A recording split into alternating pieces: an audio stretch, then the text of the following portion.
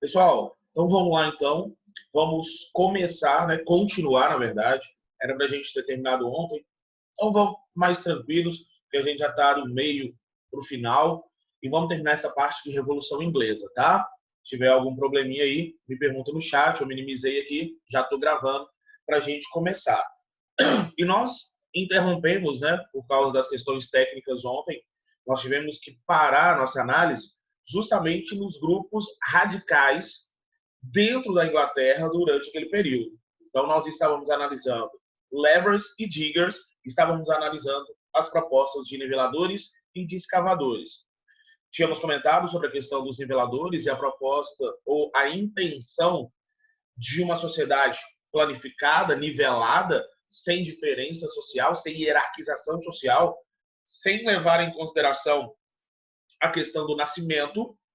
E estávamos comentando, foi quando o sinal caiu, sobre a questão dos diggers, e eu tinha pedido para vocês marcarem lá na página 66 o primeiro parágrafo, tá? Sobre a questão das propostas dos diggers, dos escavadores. Então, eu acho que já dá para entender, eu acho que tinha dado para entender ontem. Por que escavadores? Porque além de uma sociedade nivelada, os diggers propunham o confisco dos bens da igreja anglicana e da nobreza. Ou seja, confiscando a propriedade privada, os bens materiais, e uma espécie de redistribuição desses bens, uma espécie de uma reforma agrária, por assim dizer, naquele momento, né? Tratando essa reforma proposta pelos niveladores de uma maneira ainda mais profunda. Por isso, o apelido de diggers, de escavadores, porque as propostas de mudanças eram ainda mais profundas dentro da sociedade inglesa. Eu chamo a atenção para você tomar cuidado para não cair numa armadilha nesse momento. Qual armadilha? Ah, não, tudo bem, entendi. Oliver Cromwell liderou os puritanos, o parlamento inglês derrotou Carlos I, decapitou Carlos I, numa tentativa de uma sociedade mais justa, de uma sociedade onde os privilégios da nobreza e do clero não fizessem tanta diferença. Cuidado! Quem é que estava conduzindo o processo? A burguesia. Ok? O que a burguesia queria? A burguesia queria uma ascensão política dentro da Inglaterra. Em nenhum momento a burguesia disse que traria o povo junto. Em nenhum momento a burguesia disse que traria as camadas populares. Então, levers e diggers foram vistos por Oliver Cromwell e pelos puritanos como grupos radicais de oposição. Tanto é que o que Oliver Cromwell comanda, o que ele ordena? Que os principais líderes de levers e diggers sejam presos e executados por estarem tramando contra a revolução. Então é importante você tomar cuidado com esse ponto, tá? Para não ser induzida ou não ser induzido a cometer um erro de julgamento. Então os puritanos com Cromwell sufocaram de maneira exemplar esses grupos radicais dentro da Inglaterra. Beleza? Bom, eu quero que você comigo, e o que eu vou discutir agora é extremamente importante, e eu quero que você volte comigo agora para a página 65. E logo de cara, já marca para mim o primeiro parágrafo da 65, tá? Já marca para mim o primeiro parágrafo lá em cima, da página 65. E se você quiser, já está em negrito aqui, mas não precisa escrever não. Agora eu vou só explicar. Só marca para mim o primeiro parágrafo da página 65. E em termos de República de Cromwell, qual é a principal ação de Oliver Cromwell durante o seu governo? A principal ação de Oliver Cromwell foi justamente a criação dos atos de navegação em 1650. Ok? Principal ação do período de Oliver Cromwell no poder, os atos de navegação de 1650. Qual era o objetivo? Vamos começar assim, para entender? Vamos pegar bem por partes, bem detalhado, para você não ficar perdido ou perdida. Qual era o objetivo? Primeiro objetivo, quebrar o monopólio holandês do transporte marítimo. Ok? Então, o primeiro objetivo dos atos de navegação, quebrar o monopólio da Holanda no transporte de mercadorias, principalmente no Oceano Atlântico. Nós já discutimos isso, lembra? Os holandeses, os carreteiros do mar. Então, dentro daquele contexto, os ingleses, que eram o principal centro manufatureiro da Inglaterra, e aí fazia todo sentido, da Europa, perdão, e aí fazia todo sentido, né? Se o principal centro manufatureiro da Europa era a Inglaterra, significa que o país que precisava mais escoar os seus produtos era a Inglaterra. E automaticamente, ao escoar seus produtos, a Inglaterra gerava. Gente, alguém desliga o áudio para mim que está dando interferência, tá? Tem alguém com o áudio ligado aí. Então, automaticamente, como fazia um grande fluxo de transporte de mercadorias, boa parte do lucro inglês ficava com quem? Ficava com os holandeses. Não é verdade? Se eram os holandeses que eram responsáveis por transportar a maior parte das mercadorias europeias, logicamente, a maior parte das mercadorias inglesas era transportada pelos holandeses. Então, os atos de navegação tiveram como primeiro objetivo quebrar o monopólio holandês. Segundo objetivo, tiveram como objetivo a dar um impulso à indústria naval inglesa. E foi uma consequência imediata, na verdade. Por quê? Porque se automaticamente eu quebro o monopólio da Holanda, significa que eu vou precisar de mais navios para transportar as mercadorias inglesas. Então, a indústria naval inglesa acaba se beneficiando com os atos de navegação. Vamos analisar os atos de navegação antes de eu fazer mais alguns comentários? Então, vamos ler junto? Olha aí comigo. Somente atos de navegação 1650. Por esses atos, somente navios ingleses transportariam mercadorias inglesas ou de outros países para a Inglaterra. Em caso de venda para a Inglaterra, só navios do país de origem do produto estariam autorizados a entrar na Inglaterra. Tranquilo, né? Vamos ver isso esquematizado? Para eu acho que dar uma visualizada? Olha lá. Então, pelos atos de navegação, toda vez que a Inglaterra fosse exportar, vender para outros países, as suas mercadorias, a partir desse momento, só poderiam ser transportadas em navios ingleses, em navios de origem inglesa. Automaticamente, a partir dos atos de navegação, toda vez que a Inglaterra fosse importar, toda vez que a Inglaterra fosse comprar produtos de outros países, esses produtos só poderiam entrar na Inglaterra de duas maneiras: ou por navios ingleses, ou por navios de origem desses países. Vamos pegar um exemplo bem pontual para a gente visualizar isso? Vamos pegar a questão da cana-de-açúcar, do açúcar brasileiro, naquele momento, eu estou falando do século XVII.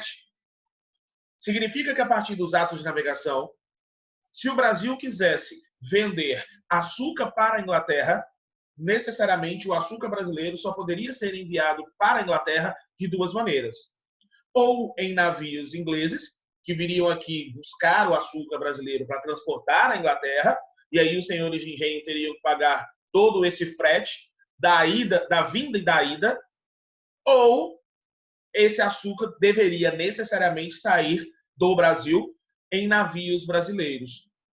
O Brasil não tinha uma indústria naval naquele momento, não é verdade? E isso faz com que, forçadamente, nesse nosso exemplo, o Brasil tivesse que transportar seu açúcar em navios ingleses, já que não podia mais transportar em navios holandeses. Então, os atos de navegação, necessariamente, é bem isso, Trindade. É bem nesse raciocínio. É um verdadeiro boicote à navegação holandesa. É a quebra do monopólio. Tanto é, e isso é importante, tanto é que a Holanda não vai ficar de braços cruzados. A Holanda vai revidar. E o que a Holanda faz? Em 1652, os holandeses se levantam contra a Inglaterra. E entre 1652 e 1654, eu vou ter um enfrentamento, uma guerra entre holandeses e ingleses pelo domínio, pelo monopólio do transporte marítimo. A vitória acabou ficando com a Inglaterra, que já possuía uma marinha de guerra bem desenvolvida naquele momento. E aí a Inglaterra, a partir deste momento, passou a ser a maior marinha europeia deste período, tanto de transporte de mercadorias, quanto em termos militares. Quando é que a Inglaterra começa a ser rivalizada em termos militares, por exemplo? Só no século XX. Durante todo, olha para você ver, durante todo esse período, a frota naval inglesa foi considerada a principal marinha do mundo até então. Né? E aí, ali no século XX, final do XIX, início do XX, grandes guerras e tudo mais, surgem outras potências navais, como os Estados Unidos, por exemplo. Presta atenção, olha o terceiro tópico aqui. Os atos de navegação geraram o desenvolvimento da marinha inglesa e o desenvolvimento do capitalismo inglês a partir desse momento. Porque mais e mais mercadorias foram produzidas. Por quê? Porque tinham agora frete mais baixo e porque tinham agora a garantia do transporte. Porque a frota naval inglesa agora estava preparada para transportar essas mercadorias. Uma curiosidade.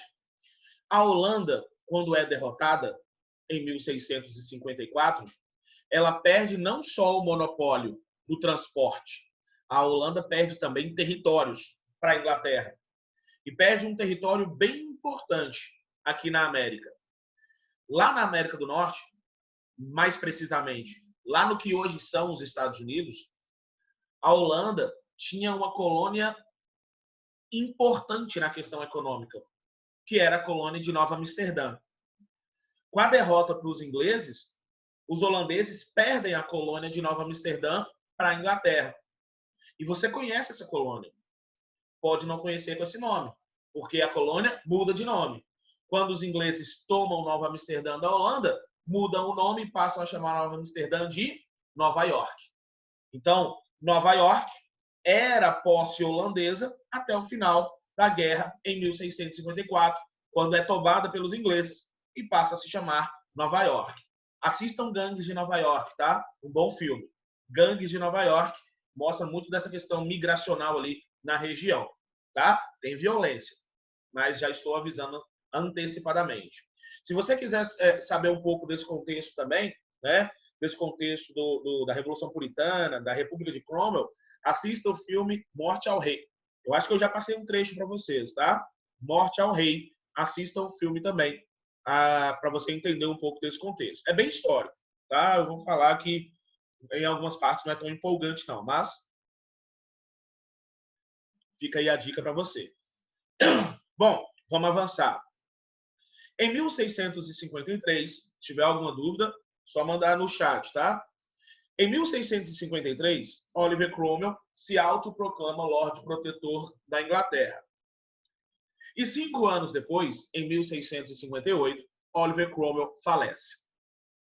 O falecimento de Oliver Cromwell trouxe ao poder o seu filho, Richard Cromwell, ou Ricardo Cromwell, que assume o poder no lugar do pai. Só que, diferente do pai, Ricardo Cromwell, não tinha o mesmo carisma, não tinha o mesmo pulso firme, não tinha o mesmo traquejo político de mobilização. Tanto é que dizia-se, até os meninos do segundo B até riram, tanto é que dizia-se que na hora de tomar decisões, o Ricardo Cromwell, ele fraquejava. E aí começou a correr pelos corredores, né, ali do parlamento, que o Richard Cromwell, ele era chamado de Little Richard Shake Shake, ou seja, Ricardinho treme-treme, porque na hora de tomar uma decisão, ele não tinha pulso firme como o pai e tremia nas bases. Então, essa falta de maturidade, essa falta de consciência política, de traquejo político, fez com que o Richard Cromwell fosse criticado e deu brecha para que grupos de oposição voltassem a se organizar. Esse ponto é um ponto importante, tá? Então, a falta de traquejo político do filho, do Ricardo Cromwell, fez com que, por exemplo, Levers e Diggers começassem a se organizar novamente. Nesse momento, dois grupos acabam se unindo de maneira improvável, porque eram rivais. Mas, nesse momento, acabaram entendendo que precisavam se unir, porque senão estouraria uma nova guerra civil. Que grupos foram esses? A burguesia e a nobreza. A burguesia e a nobreza se unem E para evitar que estourasse uma guerra civil popular na Inglaterra, eles entendem que precisavam substituir o comandante. Eles precisavam substituir Richard Cromwell, mas precisavam de alguém que fosse legítimo aos olhos do povo, que o povo pudesse observá-lo e olhá-lo com legitimidade, mas que fosse alguém fraco o suficiente para ser controlado, para ser manipulado de acordo com os interesses da burguesia e da nobreza. Ok? Antes de eu passar o slide, vou até colocar aqui para eu ver. Algum problema ou tá tudo ok? Se tiver tudo ok, me dá o joinha que eu passo o slide. Tá tudo tranquilo até aqui? E aí? Para o João André, sim. Para o Antônio, sim. Para a Mariana, sim. Para a Ingrid também. Para o Trindade, ok. Antônio, ok. Caio, ok. Ingrid, ok. Teve chat aqui também. Ok para o Guilherme. Tá, então, ok. Então, avancei agora, tá? Presta atenção. Nesse momento, nós voltamos, então, para a sua página 66 e agora nós vamos para o tópico 4.2, tá? Esse momento eu não tenho monarquia, Lucas. Nesse momento a monarquia havia sido suspensa. Eu estou dentro de um período republicano, a República de Cromwell, ok? Entre 1649 e 1660. Beleza? Então, nesse momento, aproveitando a pergunta do Lucas, nesse momento, o que vai acontecer? Vai acontecer o que nós chamamos na história da Inglaterra de a restauração Stuart.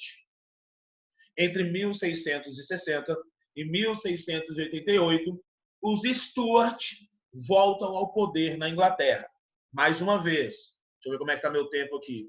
Mais uma vez, raciocinando junto comigo. Burguesia e nobreza precisavam de alguém que fosse legítimo ao trono, e quem mais legítimo do que o herdeiro de Carlos I? Então, Carlos II, filho de Carlos I, é trazido de volta da França, e aqui um parêntese para a gente entender a dinâmica, tá? Na hora que a Revolução Puritana, a Guerra Civil de 1642, estoura, parte da família do Carlos I foge, principalmente no momento em que ele estava prestes a ser decapitado. E os filhos dele, Carlos II e Jaime II, vão para a França, vão se refugiar no Estado francês, no Estado absolutista francês. Tá? Então, Carlos II é trazido de volta. Uma outra coisa que os meninos do segundo B, e eu acho que vocês viram isso na gravação. Ah, não, na gravação não, porque a segunda parte vocês não tiveram ainda não. Só cuidado para não confundir essa árvore genealógica aí, tá? Cuidado. Lá em 1603, quem é que assume o trono? Jaime I. Quando ele morre, quem é que assume o trono? Seu filho, Carlos I. Acontece a Revolução Puritana, vem a República de Cromwell, e depois, em 1660, na restauração Stuart, quem é que assume? Carlos II, filho de Carlos I, neto de Jaime I. É tranquilo, tá? Não tem nada demais, não. É só seguir essa árvore genealógica. É o que eu falei no segundo B. Eu uso a Revolução Puritana e a República de Cromwell para eu me organizar. Antes da Revolução Puritana, eu tenho os primeiros, Jaime I e Carlos I. Depois da República de Cromwell, eu tenho os segundos. E aí eu só inverto, Carlos II e Jaime II, que são irmãos. Filho de Carlos I, neto de Jaime I. Fechou, né? É tranquilo. Vamos seguir então. Se organiza aí. Então, em 1660, Carlos II é empossado, é entronado como novo governante inglês, anglicano. Só que, como passou um bom tempo na França, ele é um anglicano com tendências católicas. Lembrando que o Estado francês era oficialmente católico. Então, por ter passado uma parte da sua vida, ele acabou criando gosto pelo catolicismo, e isso fez com que outras minorias começassem a ser perseguidas. Essa dinâmica religiosa também é importante. Se ele era um anglicano pró-católico, significa que minorias como puritanos, hunters, quakers, começam a ser religiosamente perseguidos na Inglaterra. Ok? Há uma aproximação com a França, e isso não é bem visto aos olhos nem da burguesia, nem da nobreza. Lembrando que burguesia e nobreza queriam manipular Carlos II. Há uma aproximação com a França, porque ele passou um bom tempo da sua vida lá, não é verdade? Então há uma aproximação natural. E qual que era o grande perigo? É porque a França era absolutista. E nesse momento, eu tenho na Inglaterra um parlamento forte. Então isso era muito perigoso. Tanto é que olha o que acaba acontecendo. Apesar de ser pró-católico, a reação de católicos contra Carlos II acaba fazendo com que o parlamento crie o habeas corpus, excluindo católicos de cargos dentro do parlamento. Então há uma reação parlamentar, não é verdade? Os parlamentares, lembrando que a maioria dos parlamentares, principalmente da Câmara dos Comuns, eram puritanos, eram calvinistas, então há uma reação dentro do parlamento. O habeas corpus, você acredita que sabe o que é, mas se não sabe, de maneira bem básica, tá? Um instrumento jurídico que dá ao réu primário, principalmente, o direito a responder processos em liberdade, tá? Então, o parlamento inglês cria, neste momento, o habeas corpus, e como o Carlos II começou a privilegiar católicos dentro do seu reinado, o parlamento acaba excluindo católicos de cargos parlamentares.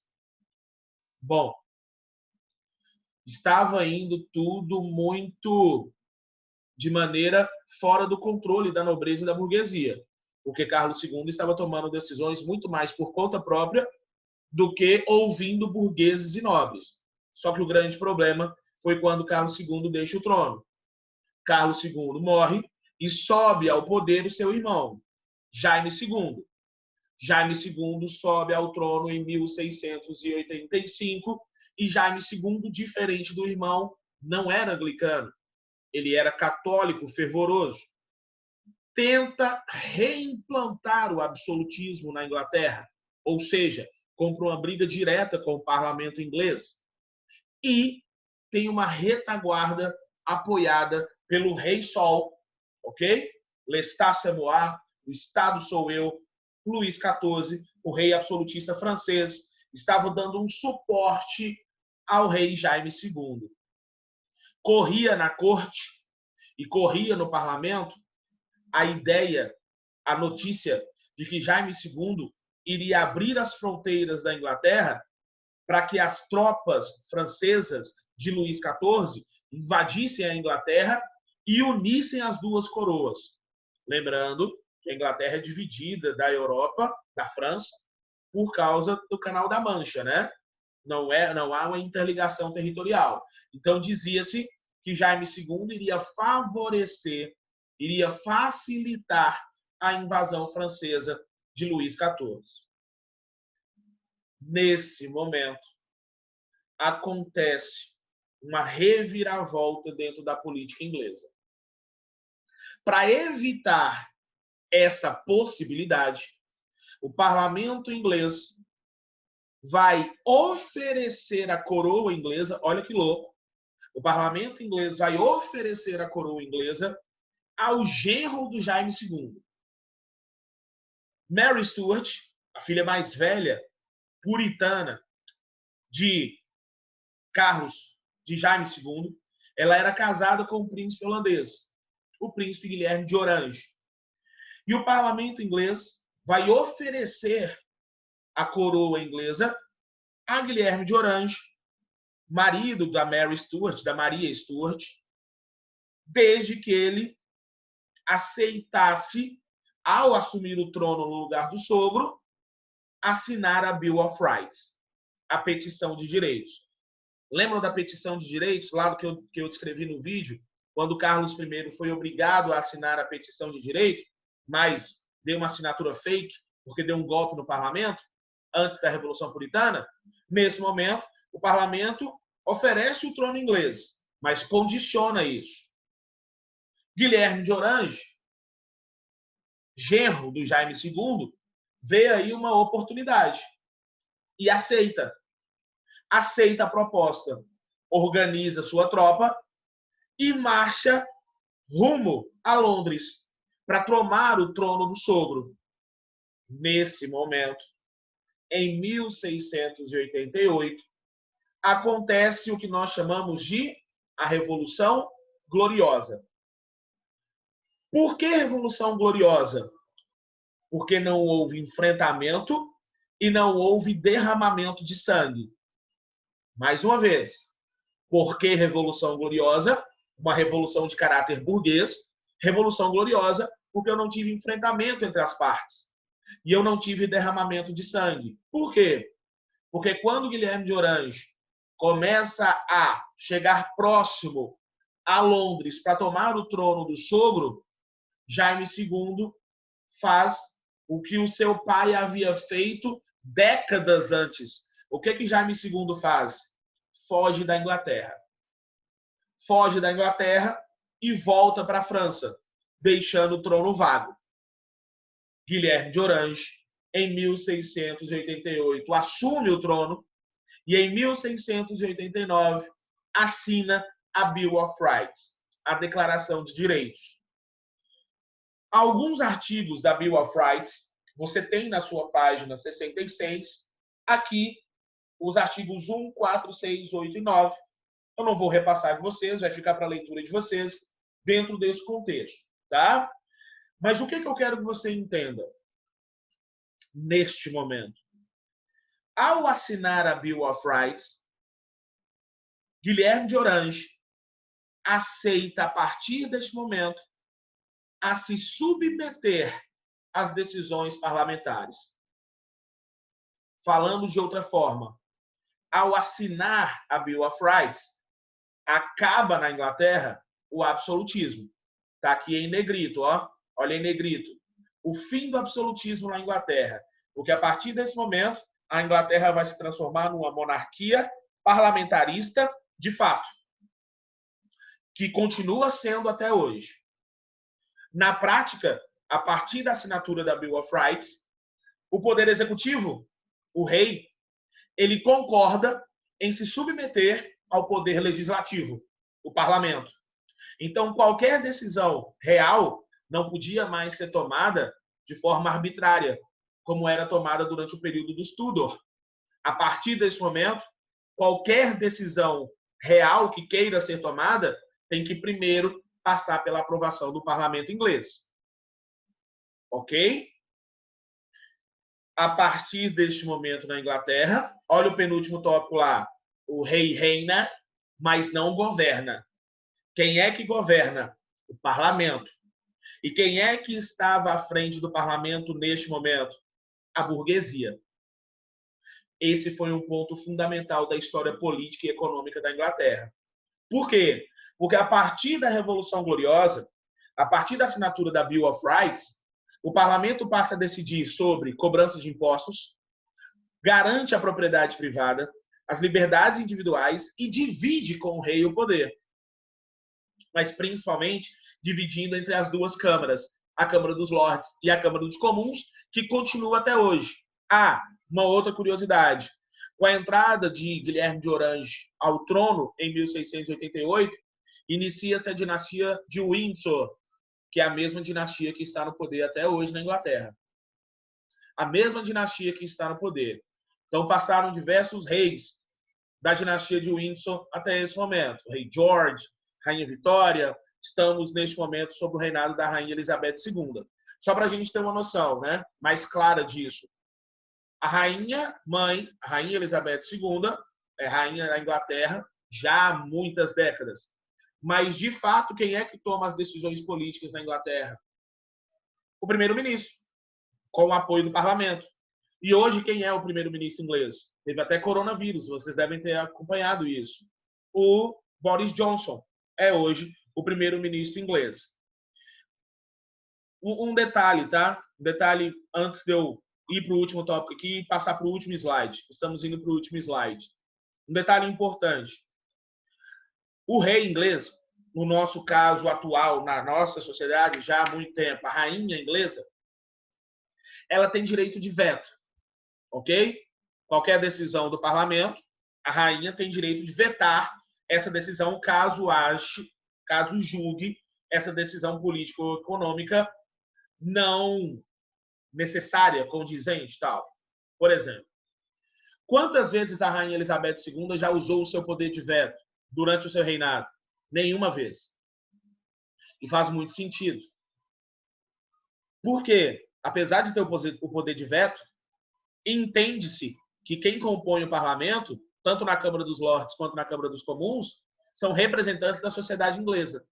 Então, se ela veta alguma determinação vinda do parlamento, de maneira indireta, ela estaria vetando decisões vindas do povo, por assim dizer, da sociedade, por assim dizer.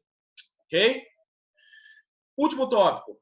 A partir deste momento, implanta-se as ideias liberais à frente da política, mas principalmente à frente da economia inglesa. Eu não vou me detalhar muito sobre liberalismo, porque o nosso próximo assunto seria hoje, mas por conta da aula de ontem, vai ficar para a próxima semana, se próxima semana é de prova, né? Então, no nosso próximo encontro, o nosso próximo assunto já é iluminismo. Eu vou começar hoje com o segundo B. E em iluminismo, a gente vai discutir, entre outras coisas, a questão liberal de Adam Smith. Vamos para o último slide, então, para a gente fechar? Então, fechando a nossa parte de Revolução Inglesa, chamando a atenção para a Revolução Inglesa abriu caminho para a Revolução Industrial. Somente um país em que a burguesia estivesse à frente do poder poderia tomar decisões políticas e econômicas que favorecessem o desenvolvimento do processo industrial. E qual país europeu primeiro a burguesia tomou o poder? Na Inglaterra. Por isso, entre outros motivos, né, nós vamos analisar a Revolução Industrial mais à frente, por essas e outras, que nós dizemos que a Inglaterra é o berço da Revolução Industrial. Ok?